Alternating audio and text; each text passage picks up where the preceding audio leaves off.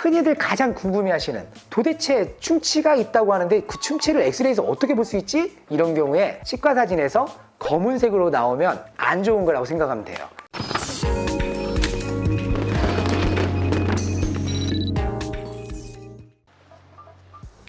안녕하세요. 최인희 치과의 대표 원장 최기수 원장입니다.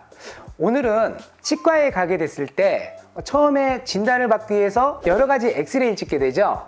사랑니가 아파서 가기도 하고 충치 때문에 가기도 하고 스케일링 때문에 가기도 하는데, 근데 정작 엑스레이를 찍어 놓고 의사 선생님이 오셔서 여러쿵 저러쿵 설명을 하는데 도대체 이게 검은색과 흰색이 있는데 이게 도대체 무슨 말인지 도저히 이해를 할 수가 없다.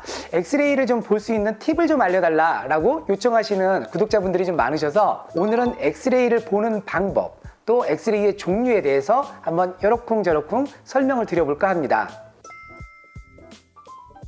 치과에서 찍는 엑스레이는 크게 세팔로그램도 있고 PA 뷰도 있고 파노라마라고 하는 것도 있고 또 CT 사진도 있죠. 근데 사실 이렇게 말하면 잘 알 수가 없으니까 제가 몇 가지의 사진을 한번 보여드리면서 어떨 때 사용하는 엑스레이인지 간단하게 설명을 드려보겠습니다. 일단 지금 보시는 이 화면은 세팔로라고 해서 환자의, 그러니까 나의 얼굴 옆모습을 찍는 거죠.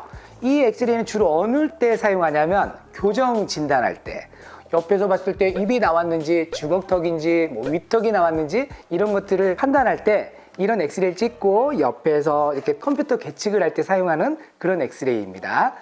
두 번째는 PA 뷰라고 해요. 앞에서 보는 엑스레이죠.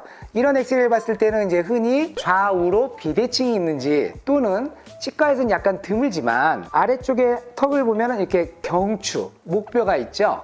목뼈가 좀 휘었는지 이런 것들도 알 수 있는 엑스레이입니다. 자, 다음 사진은 이제 대표적으로 치과에서 흔히 많이 보는 엑스레이가 전체 치아를 다 보여주는 파노라마라고 하는 엑스레이입니다.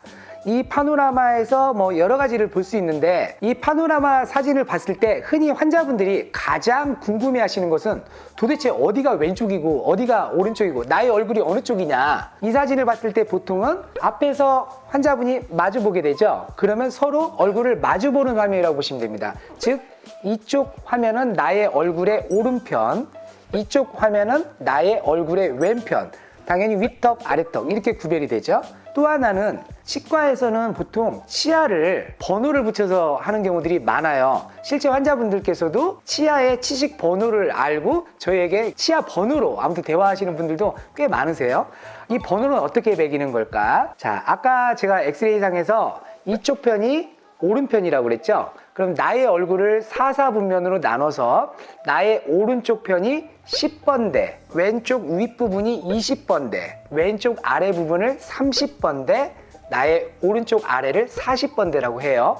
그리고 앞니, 한가운데 앞니부터 1번, 작은 앞니를 2번, 송곳니는 3번, 그래서 1, 2, 3, 4, 5, 6, 7로 가는 겁니다. 그래서 대부분의 연구치는 한쪽당 7개의 어금니까지가 있으면 정상 치아고 8번째 치아가 있으면 그걸 사랑니라고 그래요. 이 분의 경우에는 엑스레이상으로 보면 한가운데 앞니가 있고 옆에 작은 앞니가 있으니까 11번, 12번, 13번, 14번, 15번, 16번까지 치아가 있는 거죠. 이런 식으로 치아 번호를 매기게 됩니다. 왼쪽 아래 같으면 가운데 앞니부터 31, 32, 34, 35 이렇게 되겠죠.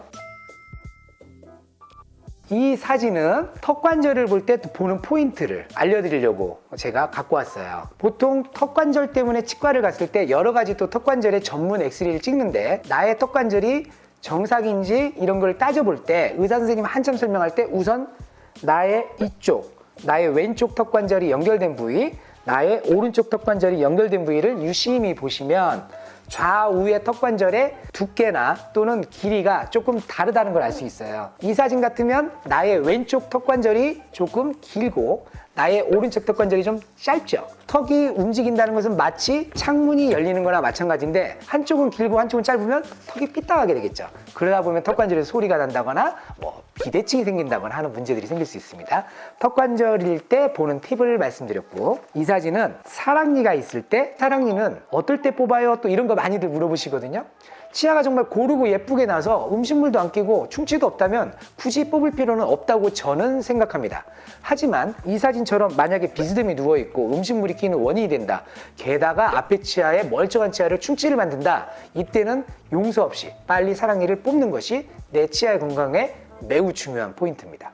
자, 그 다음 사진은 흔히들 가장 궁금해하시는 도대체 충치가 있다고 하는데 그 충치를 엑스레이에서 어떻게 볼 수 있지? 이런 경우에 치과 사진에서 검은색으로 나오면 안 좋은 거라고 생각하면 돼요.